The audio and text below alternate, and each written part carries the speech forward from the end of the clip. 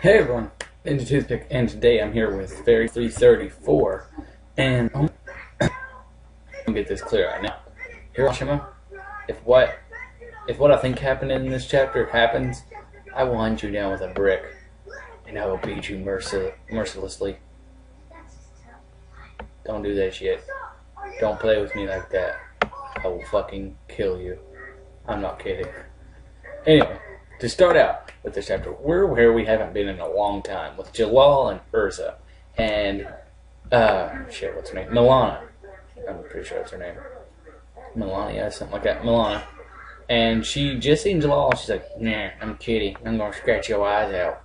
And then Jalal's, I don't know why Jalal seems surprised. I mean, he can flick her and kill her. I mean, it's not that fucking scary. But, and Urza's starting to plead with her, and she says that she's already forgiven Jalal. And Milana's just not buying it. She's being Milana because she's a stubborn jackass and shit like that. And she's just telling her that she doesn't really care. She says, literally calls her out saying that she's covering for him even though he killed Simon, trapped him in the tower and stuff like that. And then she screams to the top of her lungs that she's going to kill Jalal. And, yeah, I don't think that would happen. Because if anybody knows, Jalal could literally just, like I said, flick her in the face and probably kill her. And yeah. But then an unknown acquaintance shows up. And because you see footsteps in it and thought bubbles coming from it saying, indeed, that is wrong. And at first I thought it was Jalal standing up. But who is it whenever we find out? Ultear. She's there. And being kind of menacing. And at this point, I thought that she was like a fucking bat again. I mean, I was literally pissed off. I was like, oh, that sneaky bitch. That sneaky little bitch. But they're completely, and it's all like, the fuck are you doing here? And she starts talking to Milana, but I think she calls her Kitty or something. She says, to begin with, your hatred of Jalal has always been misdirected. Okay. Why is that? And she doesn't know who she is at this point, because I didn't think that Milana knew who Ultear was. But she says, I'm the one who controlled Jalal from the shadows, not other... and then Jalal apparently doesn't want her to tell her this, because he tells her not to shut up, pretty much, for some reason. Why would... I don't know. Jalal's a book. Closed book. You can never understand Jalal. But Ultear goes on explaining to Milana, and she says it's just who I am, and everybody's surprised, and she's saying that it was hopeless after all, pretending to be on the side of justice. That's whenever I thought that she was a bad bitch again. I was like, oh, hell no. Jalal's gonna have to stomp that bitch out. He could stomp her out. Okay, if you notice, I'm a fanboy of Jalal. He's like one of the baddest motherfuckers in it. People disregard him a lot because he's not there most of the time, but he's actually one of the baddest motherfuckers in this. Seriously. And then they're still talking and junk like that, and it's just a bunch of like shut the fuck up moments because we don't really care, but they just keep talking and talking and talking and talking, and Milana's going on about how evil she is or something like that. I don't know, but this chapter actually got really good after this moment because Ultear starts having like these revolutionary moments and shit about how she never like favored human life, like never thought it. And she says that she's just rotten to the core. And Jalal says, what happened? What happened in the first place, dude? She was bad way before this moment. And she says, nothing really. But, damn it, I don't know what I'm doing because this page won't stay still. I'm really sorry. She says, more importantly, we don't have time to be loitering around like this. There are still those smaller dragon offspring wandering around. Okay, a second ago whenever I read this, it said Mandarin, and I was wondering. And she said, one more thing, Kitty. The person who murdered Simon was me. I was also the one responsible for having that tower built. And then she basically challenges her by saying that if she survives, she will take any hatred that she throws at her. So I really want to see that fight in the end. Like after the Dragon King Festival's over, I want to see Ultear beat the fuck out of Milana. Because Ultear is a bad bitch. That is one bad bitch. So... and now if I can get this page to load, I'm really sorry. This computer sucks. If you notice, this webcam might look slightly different because I am using someone else's computer currently. because it's someone who lives here with me, but still, I'm just using their computer. But it might be worse, I don't know. But then she just walked away like nothing happened, and it's so amazing. And they're just talking, and they're just talking about people who walk down the wrong paths, and Jalal says, "What's wrong with this twisted world?" That's a pretty good question. I think we'd all like to know that. And Urza said, "Be that as it may." Can't see it. Hold on. We must. God fucking scroll. Be that as it may, we must endure and preserve in this world. That's a pretty cool, like, philosophic moment, because you don't really hear Urza say too many, like, smart things. I know that sounds mean, but she doesn't usually say anything that's very smart. So it was really good to see her actually coming down to earth and realize, holy crap, I can't just beat the crap out of everybody. But I think she already knew that because she's a crybaby. But anyway, and one person we haven't seen in forever, right here, it shows a panel of someone standing behind a wall with a stick-looking thing, but it wasn't an actual stick. And it shows the three shadows of all three of them. And it's Kagura. She's actually, like, she had her sword unsheathed, but then she clacks it back together for some reason. That was very ominous. I think it had something to do with what Urza said, because that was actually good enough to impact her, probably. And Ultear's walking down the street, and she's thinking about how she was going to kill Rogue. She says, in order to make the world return to the way it was, Rogue must be killed. She's remembering that. She says, killing him is the only way. Why did you leave if you were going to kill him? She explains that here in a second, actually. I don't know why I'm asking you guys. But I'm sorry, this computer's running really slow. I'm probably going to have to chop this up a bunch. But,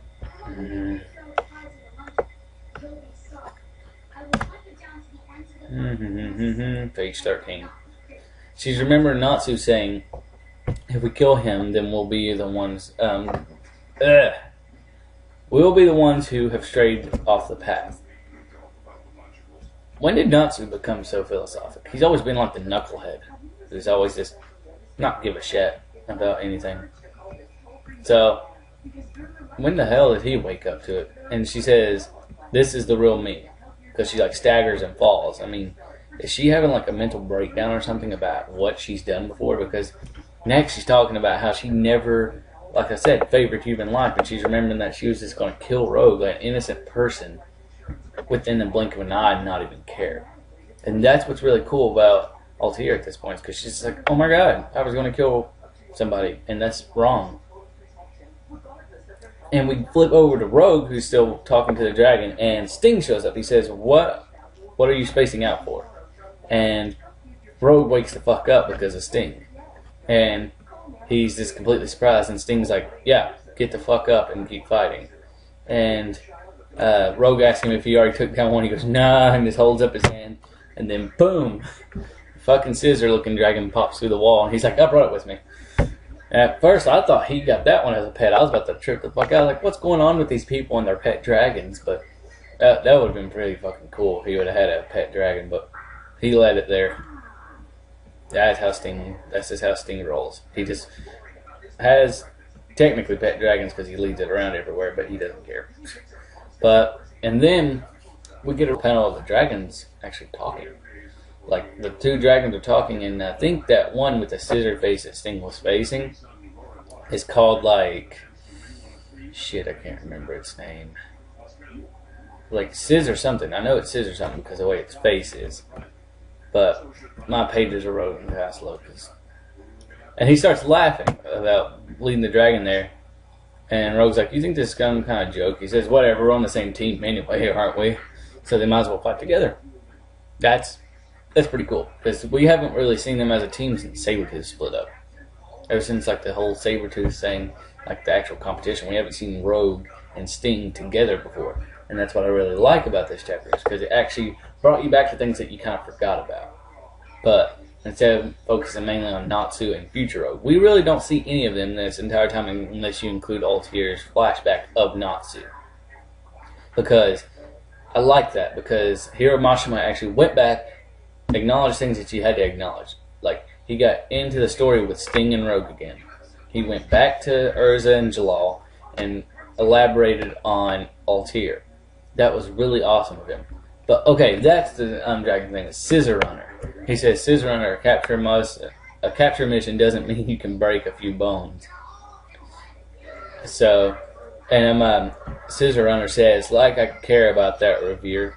I guess that's that one's name. And he says, I'll erase every single one of these humans. That's pretty cool. And Sting just has like a cool little moment where he says, let's show the power of the twin dragons. That was really cool. And they're standing back to back like they always have in Sabretooth. And Rogue starts thinking, I called this shit. I told you motherfuckers I wasn't crazy. I called this shit. He says, that's right. As long as he's here, I'll be alright.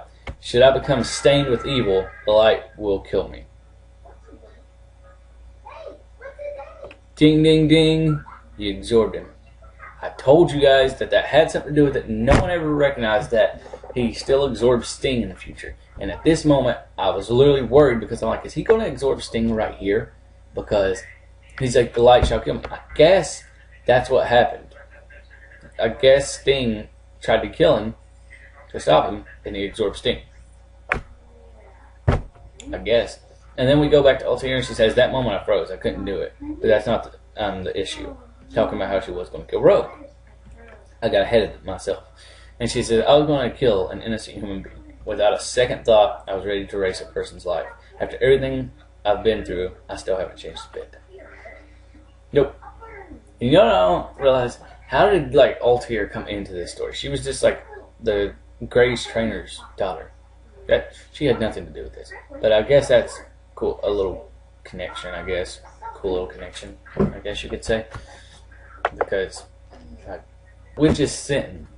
And she's just looking up the sky with tears rolling down her face. She says, my sins can't be wiped off the slate that easily. That's a pretty cool way to say that. You normally say you can't clean the slate. She says, I can't wipe it off the slate. That's pretty cool. And I'm pretty sure that's the entire... No, and it's got like a cool little backdrop of a city.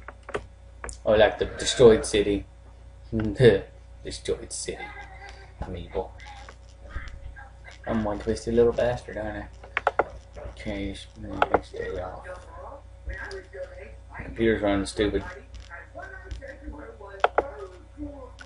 Okay, and we get over to Juvia and Melody. I bet she calls her Merity right here. I think Merity would be cooler. But she's asking if she'd seen Ul because she got separated with her, and Juvia tells her that she hasn't seen her because she's contemplating her life right now. And then Gray jumps in out of nowhere and knocks them both down to save them from one of the little dragon's blast. And what was his name? Leon says you can't lose focus because this is a war zone. And Juvia has like her little Gray moment because Gray apparently touched her ass or something. I don't know. And Gray says, Juvia, I have something to tell you. Is it going to be that you're her daddy's or her baby daddy or something like that? I don't know. Okay, I think she personally would love that. But actually, what I just now said rings true because he says, I need to tell you something. Julie's like, oh, what could it be? What could it be? What is it? What is it? And then Mary's like, I bet she's completely misinterpreting that. I think Mary's the first one to ever call her out on it. Because everybody else is just like, oh, God. She's on one of her Gray moments again. And I think Gray says it's serious. And she gets serious. And here, I'm going to kill you, Hiro Mashima. I really am. I'm going to fucking kill you. I'm going to find you and beat you to death with a brick. I've already explained that to you, and I'm warning you. Next chapter, if what I think happened to this chapter, I will kill you. And here's where it happens. One of the dragons shoots a beam. And Gray shoves her out of the way. He saved her. He got shot straight through the fucking heart. And blood just shoots out of his mouth. And here comes the worst part. 1,000 more fucking hit him. Just like fucking hundreds. Just fucking blast through him. I mean, they're ripping chunks out of his arm, putting huge holes in his stomach. And at this point, I was literally stuck with my mouth like fucking that wide open. I mean, it was like the size. Oh my fucking god! I could not close my mouth at this point. I was literally fucking grasping the fucking laptop to where I was about to break it at this point because I was so in shock and pissed off at the same time. And here comes the worst part. He kneels down in complete shock and just like cause just fucking got shot like 1,000 times. And oh my god, I don't even know how to explain this fucking panel. I mean, it was just like the most horrifying panel I've ever seen in my life. He kneels down and Juvie is screaming in pain, and we get a silhouette of one of the lasers going through Gray's head, and blood's just everywhere. That's all we get of that chapter. I mean, that's literally like that panel. That's all we got was the silhouette. And they scream Gray, and it goes back to Ultear, and she's reminiscing about her life again. Not that we care. We're more worried about Gray right now. But guys, that was the end of the chapter. That chapter was good yet bad, because now I'm sad and I'm going to go on a murderous rampage. Next week, I swear to God, if Gray's dead, I will kill you, Hiro Mashima. I will find you and beat you. I'm warning you. You're going to get toothpicked. You are going to get toothpicked. Because Gray can't die. Gray was like one of my first favorite people in this entire freaking series. I mean, he was literally my favorite character until I met like freaking Mystigan. He was my favorite. But this is bullshit. Why did he have to die? No one dies in Fairy Tail. No one has ever died in Fairy Tail except for like bad guys, but it didn't even show them really die. Fairy Tail's never been really gruesome. But guys, that's it for the chapter this week, and I have a couple more things to tell you. Okay. I am writing and designing my own manga series right now. I mean, it's not going to be anything big. It's going to be like a regular little fun reading thing. And I told Saria that I would do this for her. One of my characters is actually modeled kind of after her. It actually looks a lot like her. And I'm just going to show a picture of her right now. That's her. Here you go, Saria. There's your Venus. Okay? There's Venus. And here she is in a panel, if you want to see her. There she is in a panel. Oh, there you go, Sarah. Anyway, guys, that's all for today. And until I do my Naruto review. So I'm the Ninja Toothpick. And guys, I'll see you in a couple minutes.